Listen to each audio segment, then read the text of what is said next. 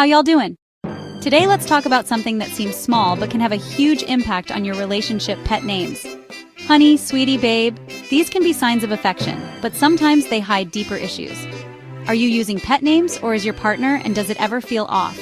Some nicknames can actually be red flags, masking real problems instead of building connection. Dr. Mark Travers says the timing and intention behind pet names reveal a lot about your relationship's health. So, let's pull back the curtain and look at 3 nicknames that could spell trouble. Let's start with a classic baby or babe. It's a seemingly innocent term of endearment, but its usage can reveal more than you might think about the dynamic of a budding relationship. We're going to delve into why this seemingly harmless nickname can sometimes be a red flag, especially when used prematurely.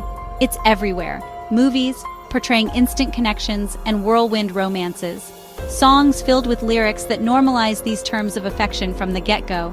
New couples, eager to fast-track intimacy.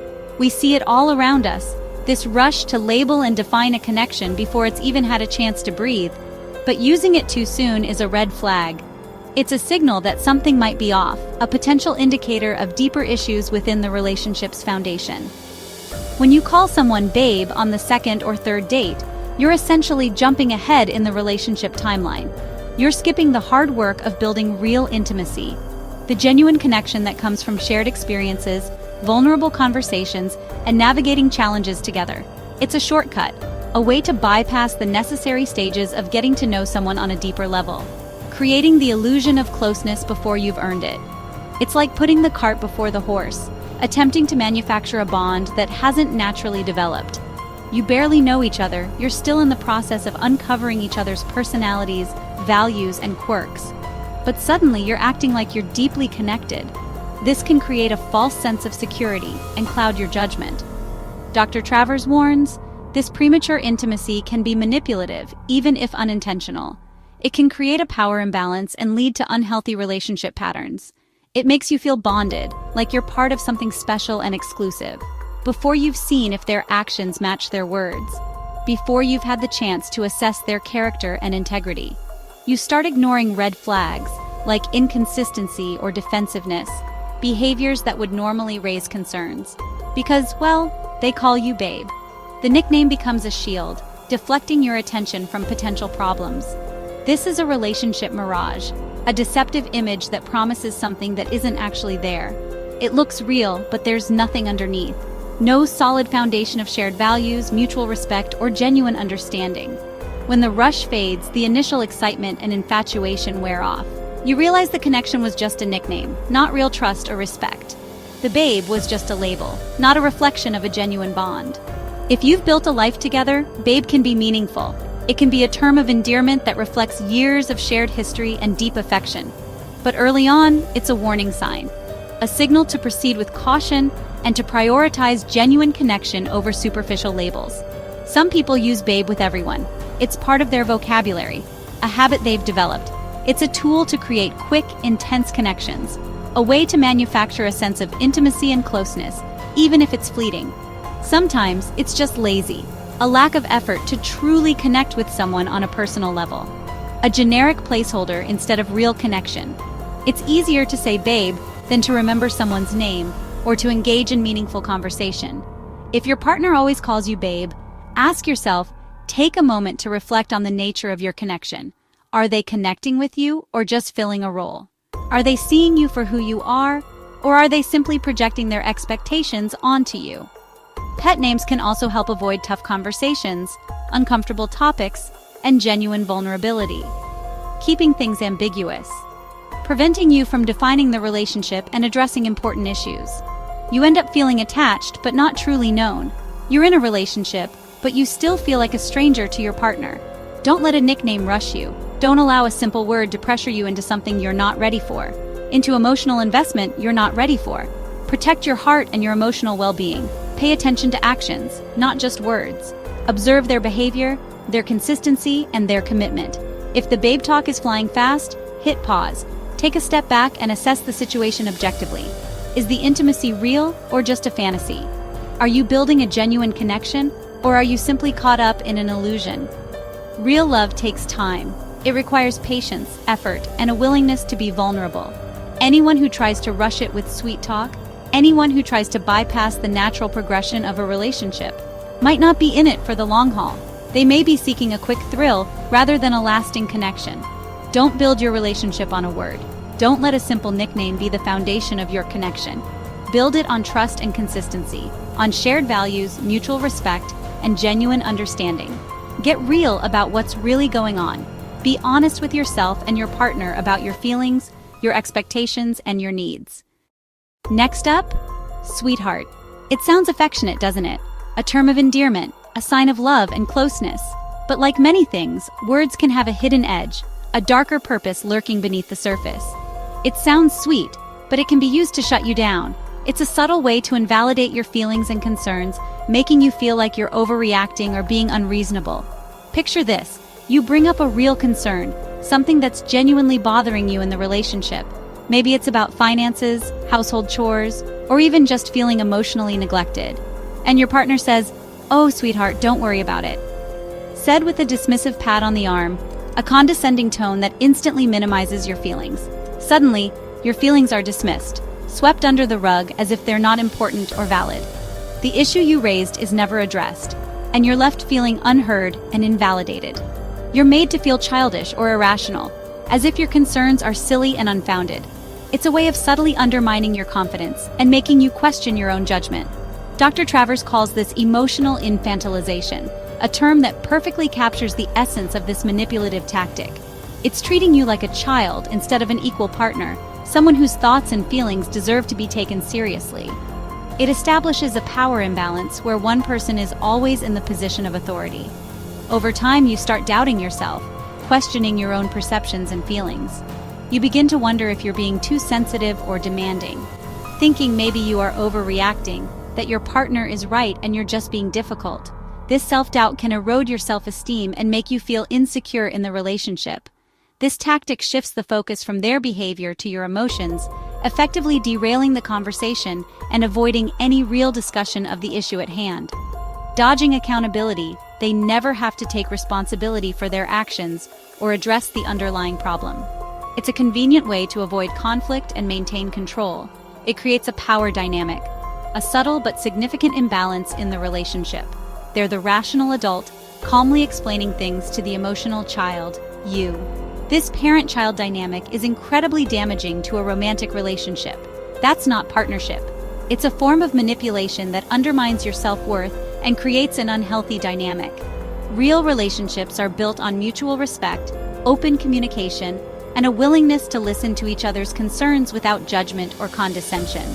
Using sweetheart to end tough conversations, to shut down disagreements, or to avoid addressing difficult issues, erodes trust and silences your voice, making you feel like your opinions and feelings don't matter.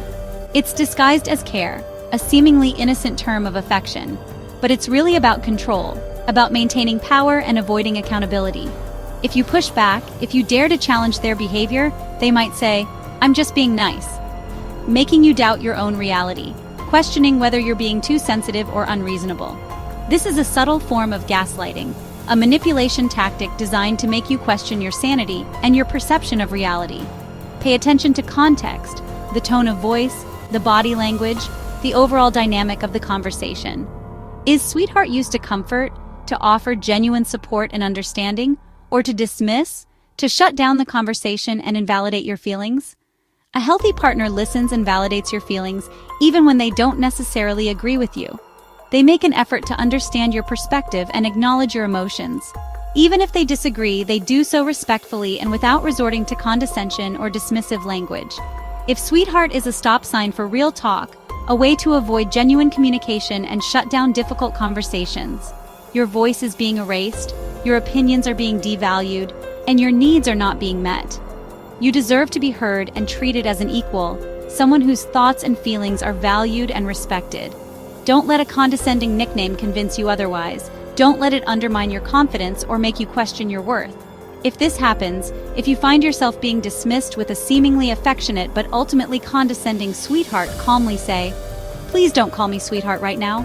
I need you to listen to what I'm saying and I need you to take my concerns seriously." Their reaction will tell you a lot. It will reveal their true intentions and their level of respect for you. Respectful partners will listen, apologize, and make an effort to understand your perspective, while controlling ones will double down, become defensive, and try to gaslight you into thinking you're overreacting. Don't let your voice be silenced by a word meant for love, a word that should signify affection and closeness, but used for control, for manipulation, and for the subtle erosion of your self-worth. You deserve a partner who respects your mind and your heart, who values your opinions and listens to your concerns without judgment or condescension. Anything less isn't partnership. It's a power imbalance that will ultimately lead to resentment and unhappiness. It's control in disguise, a subtle but insidious form of manipulation that can slowly erode your self-esteem and your sense of self. Stand up for your right to be heard, to be respected, and to be treated as an equal partner in your relationship. Don't let anyone silence your voice with a condescending nickname. Now, let's talk about angel. It's a seemingly innocent word, often associated with love and affection, but in the context of conflict resolution, it can take on a much more insidious meaning. We're going to delve into why this seemingly sweet term can actually be a red flag in your relationship, or princess, goddess, any nickname that puts you on a pedestal immediately after a fight. These terms, while seemingly affectionate, can be used as a quick fix, a way to bypass genuine connection and understanding. It sounds flattering, and in some contexts, it might even be genuine. But it's often used to avoid real resolution, to sweep the underlying issues under the rug. It's a tactic that prioritizes a superficial piece over addressing the root of the problem. Here's the pattern. Pay close attention because this dynamic can be subtle, and it's important to recognize it in your own relationships. After a fight, instead of a real apology, instead of acknowledging your feelings and taking responsibility, you get, "You're my angel, can we just move on?" It's a dismissal disguised as affection. This isn't repair, it's emotional distraction. It's a way to change the subject, to avoid the discomfort of genuine reconciliation. It's a shiny object meant to divert your attention from the real issues at hand. Dr. Travers says using pedestal pet names after conflict, instead of engaging in meaningful dialogue, is a way to gloss over problems, not solve them. It creates a false sense of resolution, leaving the underlying issues to fester and resurface later. It's emotional bribery. It's a transaction where affection is used as currency to avoid accountability. Flattery in exchange for your silence. It's a way to shut down your feelings, to discourage you from expressing your needs and concerns. It's a subtle form of control. Real repair means acknowledging the issue, taking ownership of your part in the conflict, and validating your partner's feelings, showing remorse and making amends for your actions. It's about demonstrating a genuine desire to understand and address the hurt you've caused. Not just calling you angel, because empty words, no matter how sweet they sound, don't heal wounds. Being put on a pedestal is lonely. It creates a distance between you and your partner, preventing true intimacy and connection. Angels aren't allowed to be angry or have needs. They're expected to be perfect, selfless, and always forgiving. This creates an unrealistic expectation that can be incredibly damaging. You end up suppressing your feelings to fit the angel role, but the hurt remains, buried deep inside. And those suppressed emotions will eventually find a way to surface, often in unhealthy ways. This cycle repeats, creating a pattern of superficial reconciliation and unresolved conflict. Fight, flattery, unresolved resentment, and the resentment grows with each cycle, poisoning the relationship from the inside out. Healthy relationships face conflict and repair together, with honesty, empathy, and a willingness to compromise. Using angel as a shortcut prevents real growth, both individually and as a couple. It keeps you stuck in a cycle of superficiality, and keeps you from being seen as a whole person, with flaws, needs, and valid emotions. If you hear angel after a fight, recognize it as a deflection, a tactic to avoid genuine connection and accountability. Don't let flattery replace real conversation. Don't settle for superficial affection when you deserve genuine understanding and empathy. Say, "I appreciate it, but calling me angel doesn't solve the problem. We need to talk about what happened and how we can prevent it from happening again." Their response will show if they're willing to grow, to engage in the hard work of building a healthy relationship, or just want to move on without addressing the underlying issues. Don't trade real resolution for short-term flattery. Choose substance over surface, genuine connection over empty compliments. Being truly heard and respected after conflict is what builds real intimacy, trust, and a lasting bond. Watch out for the post-fight pedestal. It's a trap designed to keep you from addressing the real issues in your relationship. Problems buried alive don't die. They fester, growing stronger and more destructive over time. Insist on real apologies and real solutions. Demand accountability and a genuine commitment to change. You're not an angel, you're a partner, an equal, and you deserve to be treated like one, with respect, honesty, and genuine care. So we've covered baby, sweetheart, and angel. Not everyone who uses these words is manipulative. Context matters. The real issue is intention and timing. Pet names should reflect a strong bond, not create an illusion or avoid real issues. If this hits home, ask yourself, are these nicknames building connection or hiding problems? Don't be afraid to seek advice or talk to a professional if you feel stuck. Now I want to hear from